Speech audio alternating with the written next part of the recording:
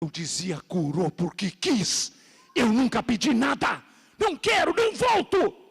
O coração por dentro dizia: Pai, tenha misericórdia de mim. Mas a boca continua dizendo não.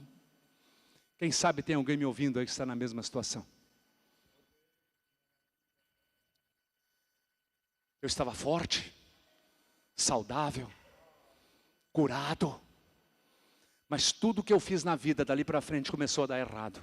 Se eu desse um passo para frente, eu dava 2 para trás. Nada mais deu certo. Uma das irmãs, eu quero contar uma parte desse testemunho para vocês agora. Eu gostaria que você prestasse muita atenção nisso. Certa vez, uma das irmãs do círculo de oração da igreja foi chamada na minha casa para fazer uma oração por mim. Irmã de oração gosta de orar, que é uma coisa tremenda, viu? Mas gosta mesmo. Irmã de oração chamou para orar, é comigo mesmo. E a irmã foi lá em casa orar porque eu precisava de dinheiro para comer e eu não tinha. E eu precisava que Deus abrisse, não precisava ser uma porta, mas uma frestinha só já estava bom. E eu fui lá e chamei a irmã para orar. A irmã disse: vamos lá. Quando ela chegou na minha casa, a oração dela foi assim. Ela disse: Senhor, eu te agradeço por estar aqui agora. Deus, eu queria te pedir que...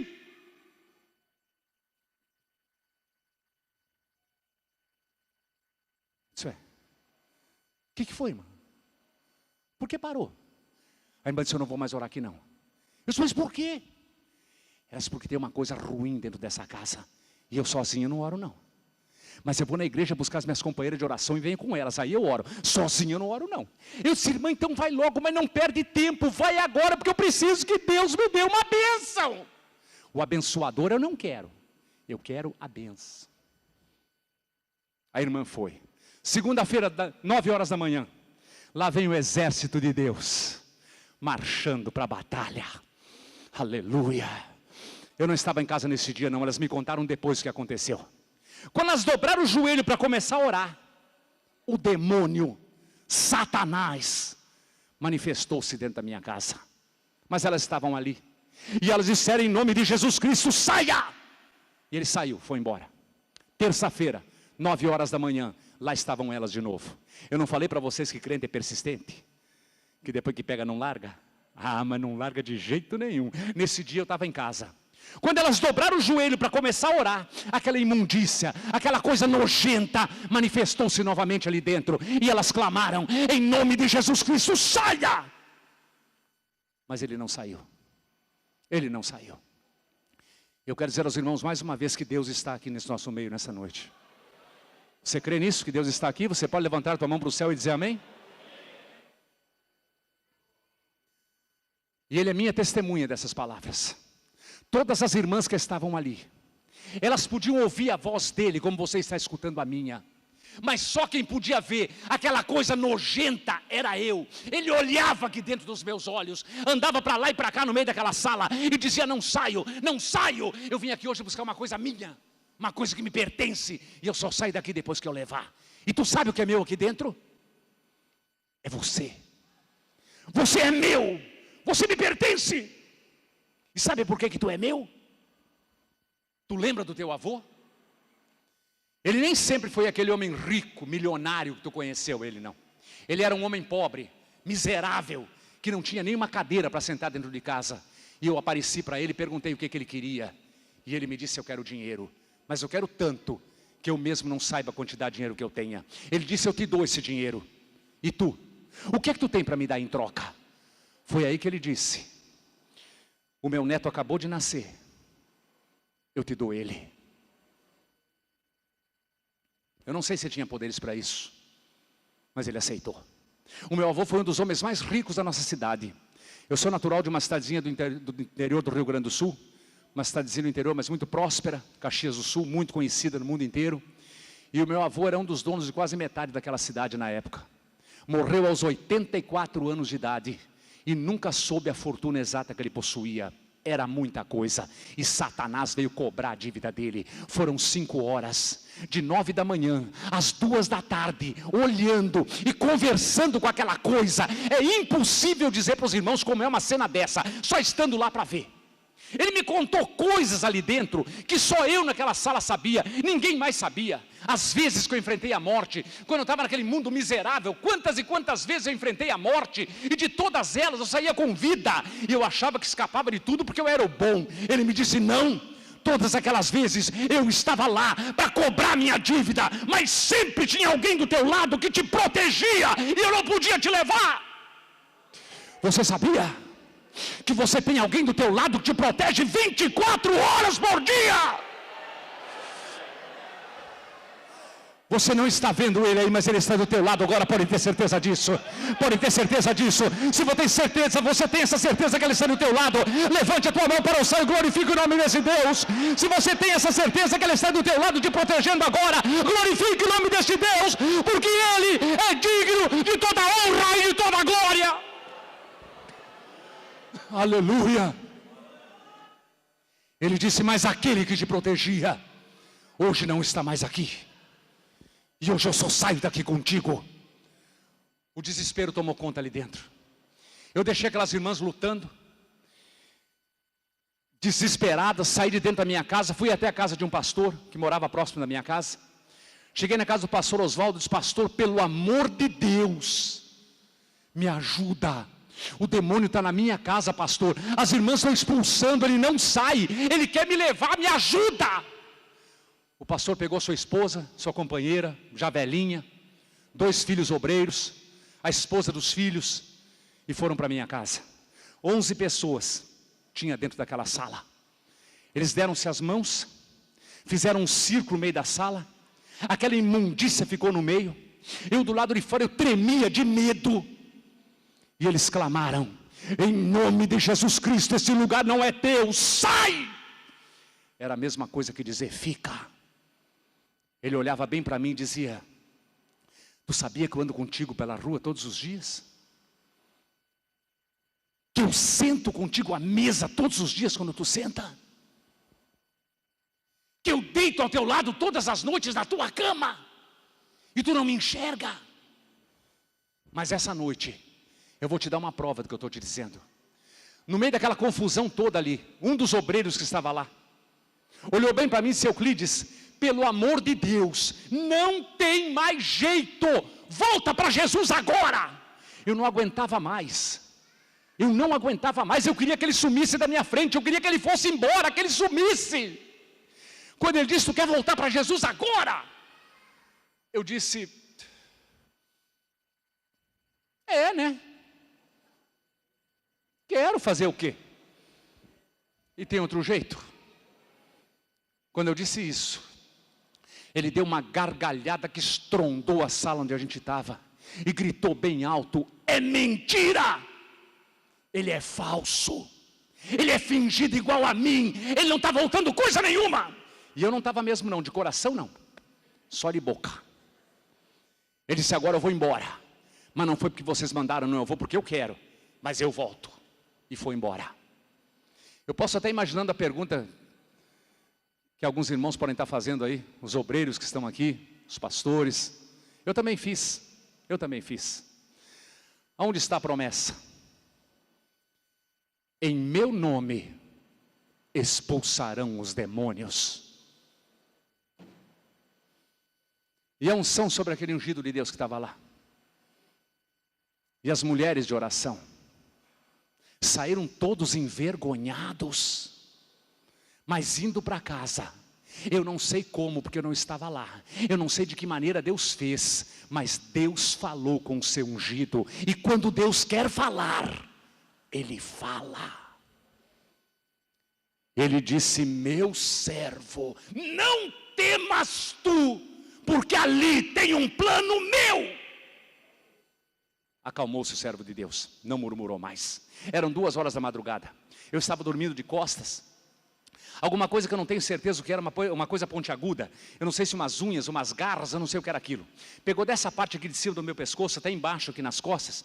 Deu aquele arranhão com força. Eu acordei com muita dor e com medo. Quando eu abri os olhos, desse lado esquerdo, em cima da minha cama, lá estava ele parado de pé. Ele me olhava com cada olho desse tamanho, parecia 2 bolas de fogo. Ele não dizia uma palavra, ele só me olhava. Eu fiquei paralisado de medo. Quando eu consegui abrir a boca, mas eu abri mesmo, eu virei o rosto para o lado e gritei, eu disse: o sangue de Jesus tem poder. Quando eu olhei, ele sumiu, não estava mais. Mas quem disse que eu dormi mais aquela noite? Quem vê aquela coisa não dorme mais. Tem muita gente por aí que fala que ele aparece bonito. Bom, pode ser. Tem outros que dizem que ele tem coisa boa para dar, né? É só saber entender, negociar com ele. Pois eu vos digo, que se Deus permitisse que todo ser humano pudesse vê-lo como ele é, ou pelo menos da maneira que ele se apresentou a mim, uma coisa eu tenho certeza que ia acontecer. Até aquelas palavras que nós costumamos falar no nosso dia a dia, nós pensaríamos 2 vezes para não desagradar a Deus. E eu comecei a contar minha vida para Deus. Aquele mundo sujo que Ele me tirou, a transformação, a ascensão, a queda, o câncer, a cura. E parei naquele demônio e disse: Deus, eu não aguento mais. Será que tu tem poderes para curar um câncer? E tu não tem poderes para expulsar um demônio? Se tu tem alguma coisa para fazer na minha vida ainda, faz agora. E se tu não tem mais nada, pelo menos permita que aquela coisa leve a minha alma para o inferno. Foi isso que ele veio fazer aqui. Essa foi a minha oração.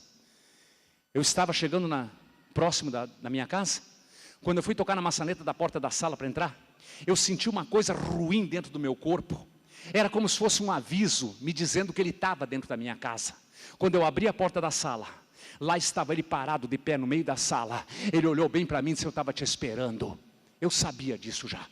Ele disse: vem aqui, eu quero falar contigo, eu não tenho tempo a perder. Ele me levou dentro do meu quarto, sentou na ponta da minha cama e disse: dobra o joelho aqui.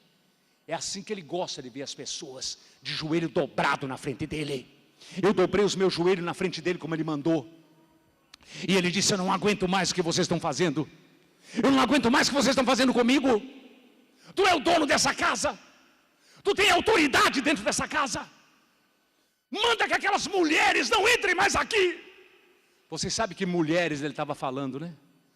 É aquelas que ainda têm, calinho nos seus joelhos.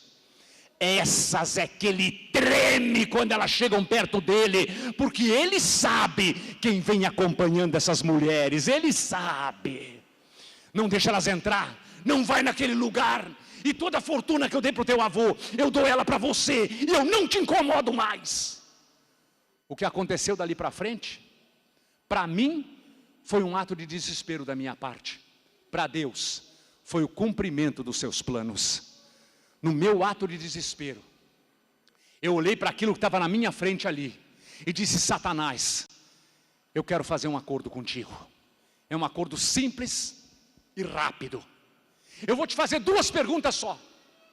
Se tu me responder essas 2 perguntas, eu te dou a minha palavra. Eu vou te servir o resto da minha vida. Tu manda, eu obedeço. Ele disse: pode perguntar, porque eu conheço tudo. Eu sei tudo. Pergunta que eu respondo. Eu disse: muito bem. Eu quero que tu responda para mim. Que tu crê no mesmo Deus que eu creio. Ele baixou a cabeça e disse: creio. Eu disse: fala mais alto. Ele disse: creio. Eu já não disse que creio. O que tu quer mais? Eu descobri uma coisa. Eu descobri que o diabo também é crente.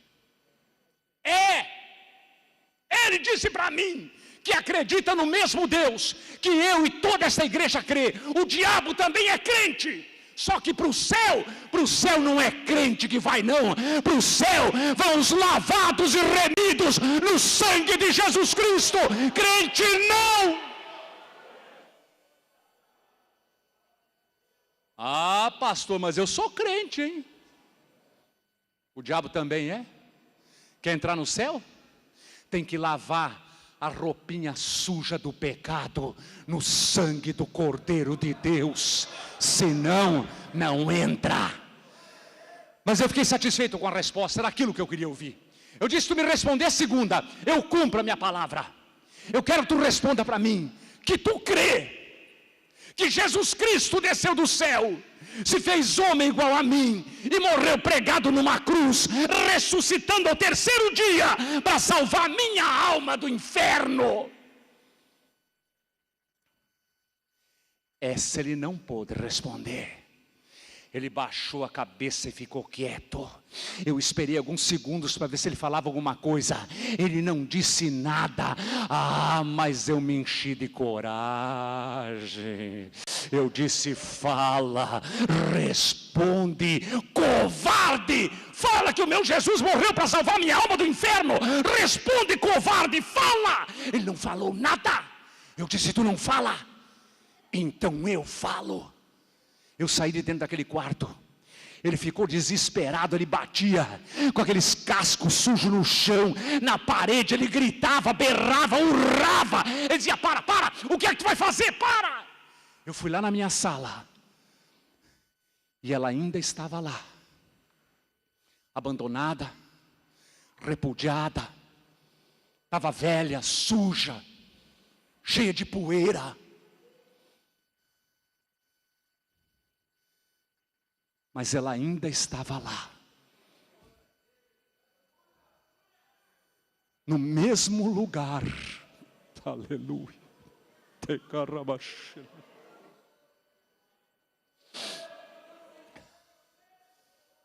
No mesmo lugar aonde um dia eu abandonei ela. É como se ela tivesse aquele tempo todo ali quietinha, me esperando. Eu peguei aquele livro santo, como se pega uma criança na hora que ela nasce, com todo o carinho desse mundo. Apertei aquele livro forte contra o meu peito, olhei para aquilo que estava na minha frente ali e disse: Satanás, ontem aqui nesta sala tu me chamou de falso e de fingido, e era verdade mesmo, estava sendo falso e fingido, mas hoje eu estou na tua frente e na presença do meu Deus. Eu dobrei os meus joelhos ali na frente dele e disse: Senhor, me recebe de volta o meu corpo, a minha alma, o meu espírito são teus. Eu tive a maior alegria que um servo de Deus pode ter na sua vida. Eu pude ver com os meus olhos aquela imundícia caindo lentamente aos meus pés e sem defesa nenhuma. E alguém que eu não pude ver, mas com certeza eu sei quem era. Pegou a minha perna, colocou em cima dele. O Senhor me renovou com o Espírito Santo naquela hora. E ali, no meio de línguas estranhas, eu disse: Satanás, em nome de Jesus Cristo, Filho de Deus, saia! E ele saiu para nunca mais voltar.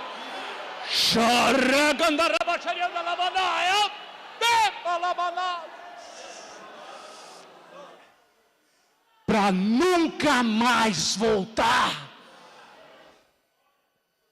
É nessa hora que você glorifica o nome do Senhor, sem ninguém precisar te mandar.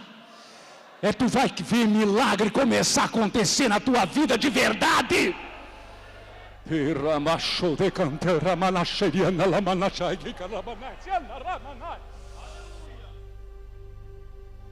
E você ainda acha que tem muita luta na vida? Está passando muita prova? Está passando pela moenda? Pelo fundo da agulha?